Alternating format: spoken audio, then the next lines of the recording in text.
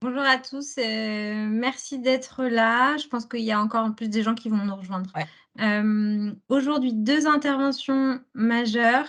La première, Thierry Dangean, qui s'adresse aux experts comptables, mais je pense plus globalement à même à des entrepreneurs. Comment choisir ces outils technologiques?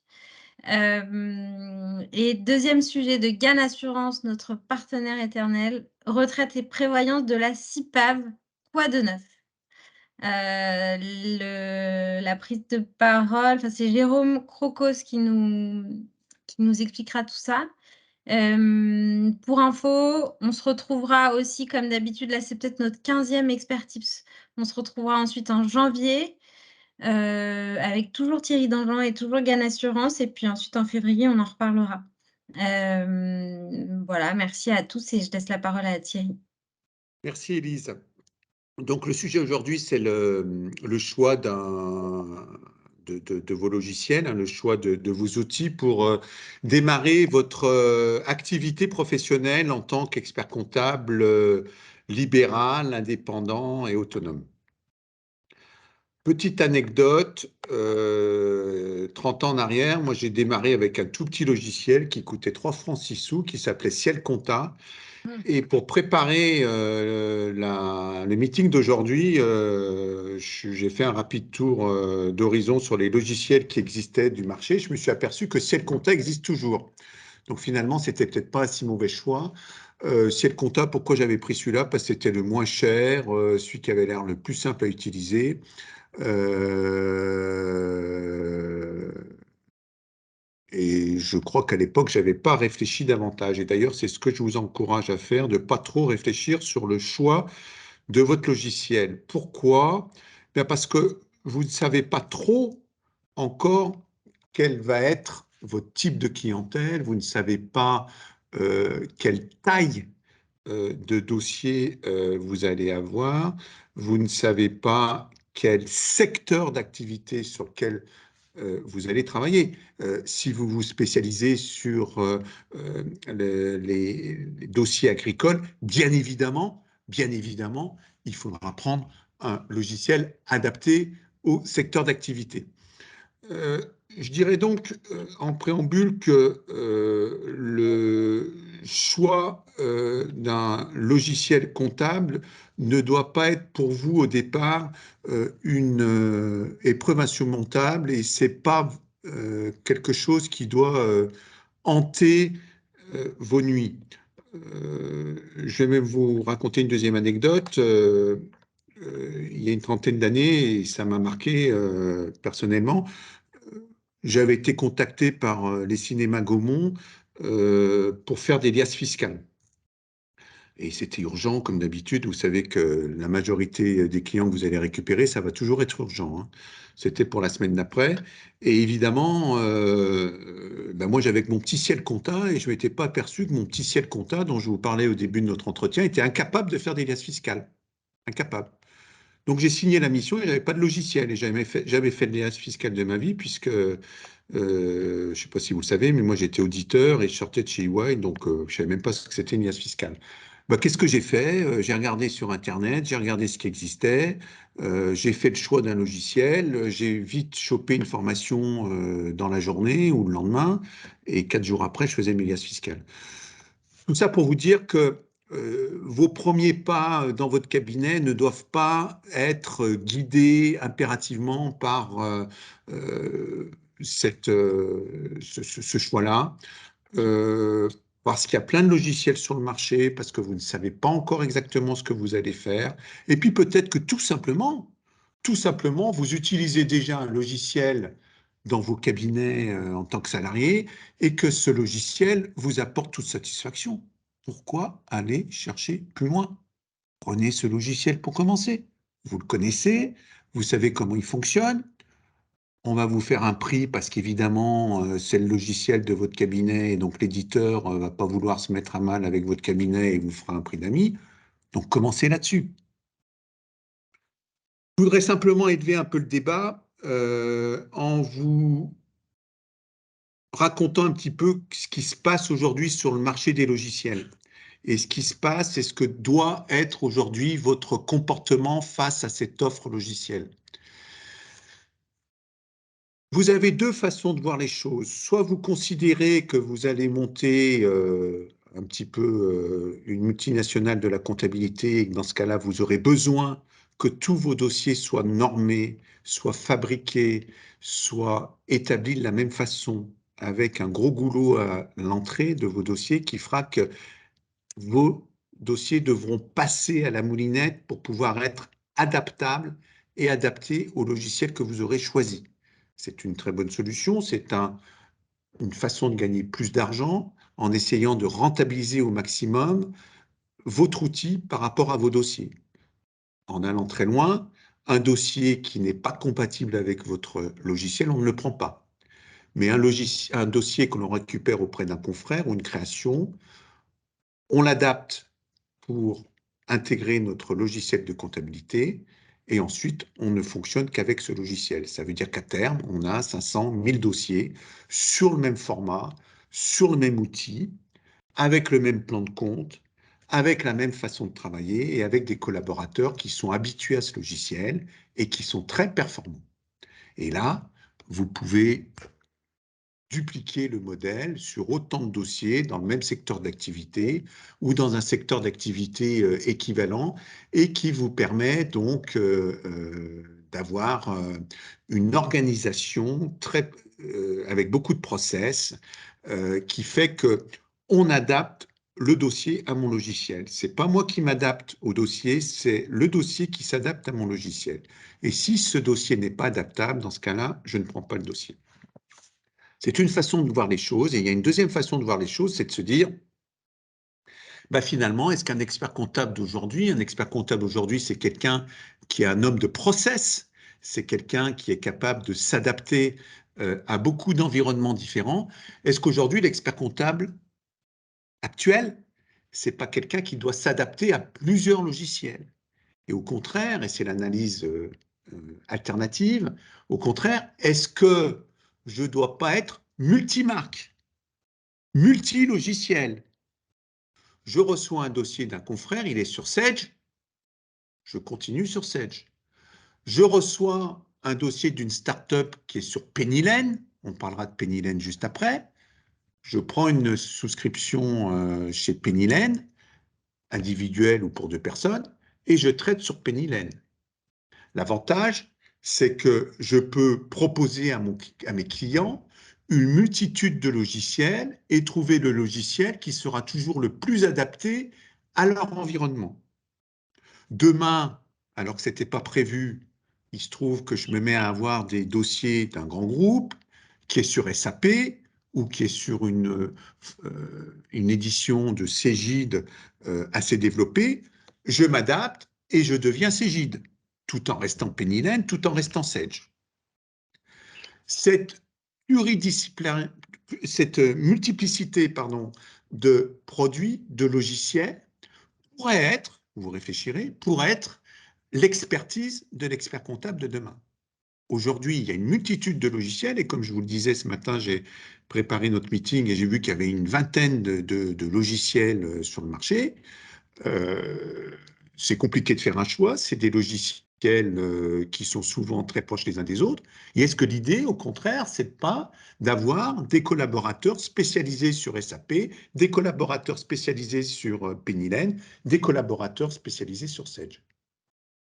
Sachez que si vous vous spécialisez sur un seul logiciel, Sage par exemple, vous aurez beaucoup de mal dans 10 ans, dans 15 ans, de changer de logiciel. Parce que vos collaborateurs et vos collaboratrices seront habitués à ce logiciel et il y aura une résistance au changement que vous n'imaginez pas. Nous avons eu ce cas-là, puisque nous avons été après Ciel, on est passé chez Sage, et qu'ensuite on est passé sur Cégide. La transition de Sage à Cégide a été très compliquée. 5 ans après, il y avait encore des directeurs de mission qui utilisaient Sage. Je voudrais vous alerter également sur un autre phénomène qui se produit dans la profession, à savoir qu'il y a de plus en plus d'intervenants, il y a de plus en plus de start-up qui se développent et qui proposent des process un petit peu alternatifs à la comptabilité, que ce soit pour les plannings, je pense par exemple à la société BI, que ce soit par exemple pour les règlements, je pense à Conto, que ce soit pour l'intégration des écritures automatiques, que ce soit pour multitude d'autres fonctions qui font qu'aujourd'hui, il y a un environnement de la tech en comptabilité qui est très large. Et ça serait stupide, à mon avis, de se concentrer sur un seul produit qui globalise toutes les fonctions de l'expertise comptable. Autrefois, vous aviez un Cégide qui faisait le planning, qui faisait la saisie des temps, qui faisait la comptabilité, qui faisait l'alias fiscal, qui faisait la consolidation, etc., etc. Aujourd'hui, je ne suis pas certain que l'approche soit de se concentrer sur un seul produit et d'utiliser toutes les fonctions de ce produit. Il y a des logiciels de facturation, par exemple, qui vont être plus performants que Cégide.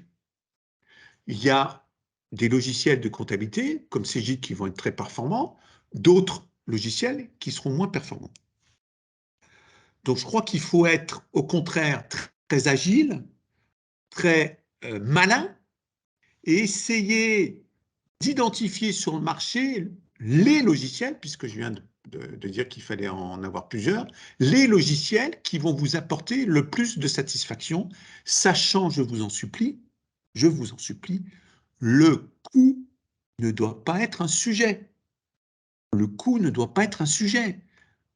Les outils techniques, c'est la base de votre cabinet.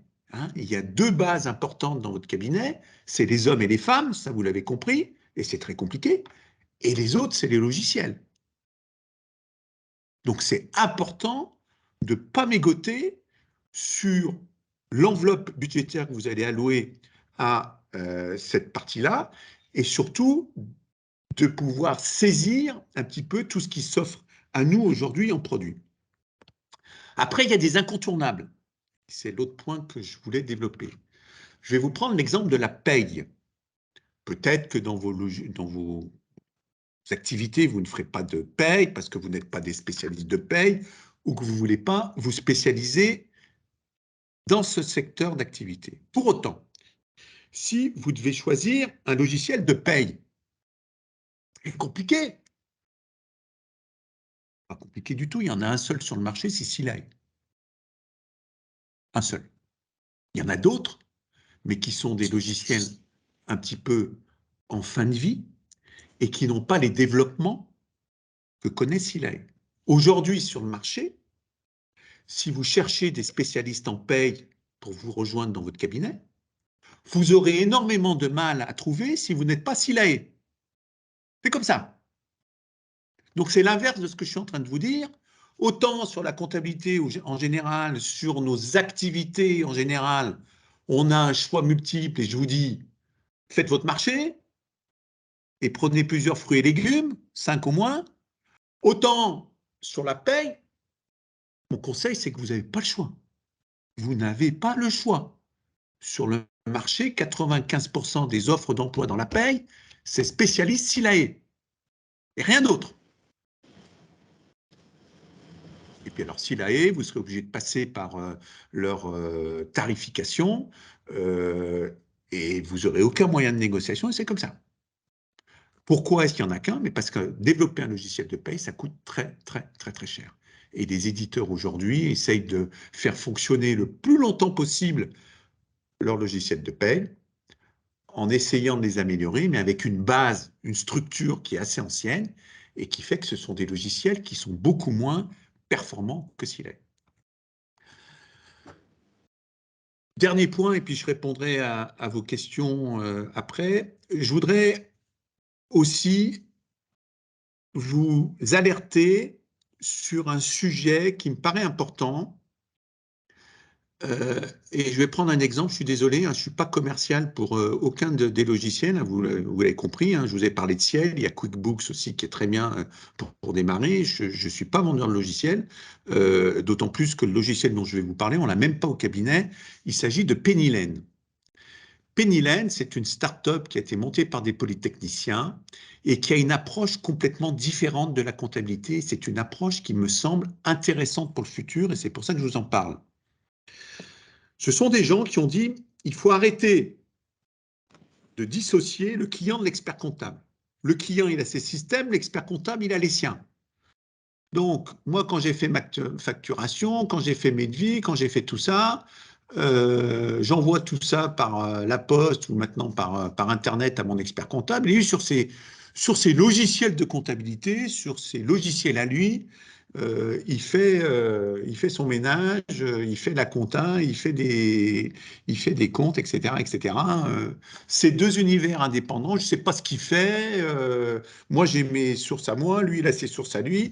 Et puis, à la fin de l'année, quand on fait le bilan, ben, on essaye de se comprendre. Et quelquefois, on ne se comprend pas bien. On ne se comprend pas bien parce que nous, en tant qu'experts comptables, on a une approche qui peut être différente du client, qui a une approche plus cash, etc. Et on peut avoir des difficultés, on ne peut pas avoir les mêmes ratios, etc. Pennylen, au contraire, ils ont pris l'approche différente. Ils ont dit arrêtez, arrêtez. On fait tous la même chose. Mon client, sans le savoir, il fait de la comptabilité, il fait des devis, il fait des factures.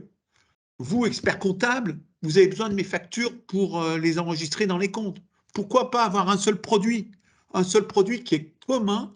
Je ne suis pas commercial de Pennylen, mais je trouve l'approche intéressante et il y aura pas que Pennylen dans les mois qui viennent. Je trouve l'approche intéressante, c'est-à-dire qu'en fait, on utilise le même produit. Dans son coin, le client, il fait sa facturation, mais comme par hasard, la facturation, elle est déjà dans vos comptes clients, donc vous n'avez rien à faire. Dans son coin, les salariés du client, ils remplissent leurs notes de frais sur le même produit que vous. Donc vous n'avez plus à comptabiliser les notes de frais, etc., etc. Donc on communique davantage, on a le même produit. Certes, je vous vois intervenir déjà en me disant, ben oui, mais si le client fait mon travail, qu'est-ce que je fais? C'est inéluctable. L'expert comptable de demain, on ne le payera plus pour saisir des écritures. On ne veut pas. Au cabinet, aujourd'hui, la rubrique comptabilité, saisie comptable chez nous dans nos devis, on met 0. Parce que les gens intelligents, les gens qui ont un peu de sens, ils se disent, mais qu'est-ce que je vais payer pour des écritures qui sont quasiment automatiques aujourd'hui? Où les logiciels font tout. Donc ça veut dire que vous, en tant qu'expert comptable, si vous utilisez ces produits-là, ben, il faudra changer de métier, faire du conseil, expliquer aux clients pourquoi ces ratios sont pas bons, collecter d'autres ratios de la profession, etc., etc., l'aider à se structurer, l'aider à se financer, etc. Mais ces logiciels, ce sont les logiciels de demain. Ce sont les logiciels de demain. Et je pense que c'est important que vous ayez cette analyse globale du marché du logiciel et il ne faut surtout pas que vous soyez devancé, que vous soyez doublé par l'évolution de la tech dans la compta qui va à une vitesse dramatique et il faut absolument que vous restiez en amont de ces produits pour pouvoir les juger, les utiliser et pouvoir les conseiller demain à vos clients et dans votre travail de tous les jours. Je ne sais pas si j'ai combien de temps j'ai. Est-ce que vous avez des questions sur ce que je viens de vous dire? Non, j'ai cru qu'on Alors, on voulait a une poser une question question. de Ouais, Mathieu Mathieu. d'Antras. Pourquoi plus Penny Lane que Munisoft? MyUnisoft. Ouais, Très MyUnisoft. bonne c'est question. nouveau. Ouais. Très bonne question. Très bonne question. Et j'ai oublié de vous dire quelque chose de fondamental avant de commencer mon interview. Et toute la matinée, j'avais ça en tête. Je savais que j'oubliais un point majeur et j'ai essayé toute la matinée de me souvenir quel point majeur j'avais oublié. Et grâce à votre question, monsieur, ce point majeur me revient et je vais vous répondre tout de suite après sur MyUnisoft. La grande particularité de notre profession, c'est que l'ordre des experts comptables, et c'est une erreur dramatique, L'Ordre des experts comptables n'a jamais développé un logiciel maison. On devrait, avec le montant de nos cotisations, avoir la possibilité d'utiliser le logiciel maison, ce qui renforcerait notre indépendance et ce qui permettrait d'être au top des process actuels et surtout d'éviter que des gens qui ne sont pas experts comptables utilisent nos produits. Chez les notaires, vous avez des logiciels propres au notariat. Il n'y a pas de logiciel de notariat sur le marché. C'est une particularité de notre profession et l'Ordre a loupé le coche à l'époque et aujourd'hui, ça va être très compliqué de rattraper ce retard. Sauf que aujourd'hui, il y a un logiciel qui s'appelle MyUnisoft qui est sur le marché parce que les experts comptables se sont dit il y en a marre d'être colonisés par tous ces éditeurs, Cégide, etc., qui appartiennent à des fonds d'investissement qui sont là pour nous ruiner. Et développons ce que n'a pas fait l'Ordre, notre logiciel maison. Et il y a un certain nombre de grands cabinets qui se sont fédérés pour proposer cette alternative. Et cette fédération de cabinets, ça s'appelle MyUnisoft. Ce sont des gens qui considèrent qu'ils ont besoin d'un logiciel maison, ils savent exactement ce dont ils ont besoin, et ils ont dit, ben nous, on va payer pour se procurer notre propre logiciel. Donc MyUnisoft, c'est un produit que je connais également, qui est en cours de développement, qui commence à être bien abouti, mais qui n'offre pas encore, à mon sens, mais ils sont en train de greffer plein de produits dessus, donc ça pourrait le devenir, mais qui n'offre pas encore complètement cette dualité client-expert comptable. On est sur le même fichier, on travaille ensemble. C'est un peu comme sur Word quand vous partagez un fichier avec quelqu'un. On le complète ensemble. MyUnisoft n'a pas encore cette approche complète, mais peut l'avoir dans les semaines, dans les semaines et mois qui viennent. Il y a une question aussi, quand tu disais le coût n'est pas un sujet, bon, Isabelle s'étonne et dit mais que tu ne parles que pour un cabinet qui est déjà créé depuis longtemps, pas pour un petit cabinet qui se Non, pas crée. du tout. Ben Je voilà. parle je connais bien la création puisque je vous le rappelle, je suis passé par là et comme je vous l'ai dit en introduction, j'ai démarré avec Ciel Compta. Donc pour ceux et celles qui sont dans le flou le plus complet, surtout après ce que je viens de dire, vous ne posez pas de questions, vous prenez Ciel Compta ou QuickBooks et puis vous verrez bien au bout d'un an comment évolue votre cabinet et il sera temps de faire des changements, de regarder un peu ce qu'il y a sur le marché, de vous habituer à des systèmes, etc. Et QuickBooks, pardon, ou Ciel Compta, ça va vous coûter 3 francs 6 sous. Quand je dis que le coût ne doit pas être pour un cabinet en développement, pour un cabinet en création, quand je dis que le coût ne doit pas être le premier critère, j'ai même dit que ça ne devait pas être un critère du tout, hein, et je maintiens ce que j'ai dit, c'est parce que c'est votre outil de travail, vous n'avez pas le choix. Et il faut que vous soyez performant, que vous alliez le plus vite possible, donc il vous faut des outils au top. Et il vaut mieux payer cher un outil où vous gagnez énormément de temps qu'un outil pas cher où il faut 3 collaborateurs pour faire un dossier. Je ne sais pas si j'ai répondu à la question. Et comme je ne suis pas commercial pour aucun des logiciels que je viens de citer, je ne connais même pas les coûts. Mais je sais que Ciel Comptable que j'avais pris à l'époque, c'est pas cher. Et QuickBooks, je crois que c'est un des moins chers du marché. Ouais, alors bonne remarque là d'Olivier. En fait, QuickBooks s'arrête en France à fin 2023. Ils sortent Donc, du marché. Ouais, je ne suis voilà. pas commercial de QuickBooks. Donc, Non, mais juste pour info, c'est vrai ouais. qu'ils ont fait beaucoup de choses jusqu'à présent et que là, malheureusement, ils s'arrêtent. Si vous n'avez pas d'autres questions, on passe au deuxième sujet et puis on pourra toujours y revenir de toute façon.